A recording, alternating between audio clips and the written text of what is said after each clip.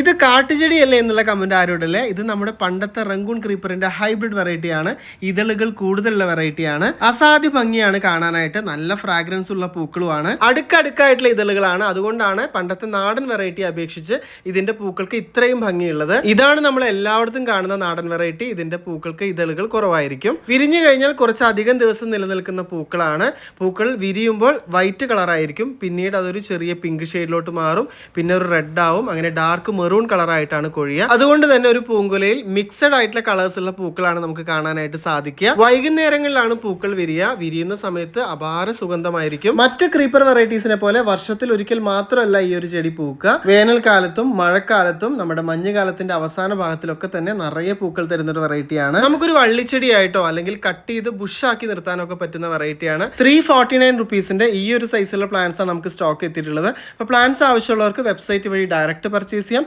Website വഴി അറിയാത്തവർ മാത്രം വാട്സപ്പ് നമ്പർ വഴി ബുക്ക് ചെയ്യാനായിട്ട് ശ്രമിക്കുക. കാരണം വാട്സപ്പിൽ മെസ്സേജിന് റിപ്ലൈ കിട്ടാനായിട്ട് കുറച്ചൊരു ഡിലേ ഉണ്ടാവും. ഇനി ഡയറക്റ്റ് വന്ന് പർച്ചേസ് ചെയ്യുന്നവർക്ക് തൃശ്ശൂർ ജില്ലയിൽ കൊണ്ടാഴി എന്ന് പറയുന്ന സ്ഥലത്താണ് നമ്മുടെ നഴ്സറി ഉള്ളത്. നിങ്ങൾക്ക് ഡയറക്റ്റ് വന്നും പർച്ചേസ് ചെയ്യാം. അപ്പോൾ അടുത്തൊരു വീഡിയോയിൽ പുതിയ വെറൈറ്റി ആയിട്ട് വീണ്ടും വരാം. Till then take care. By.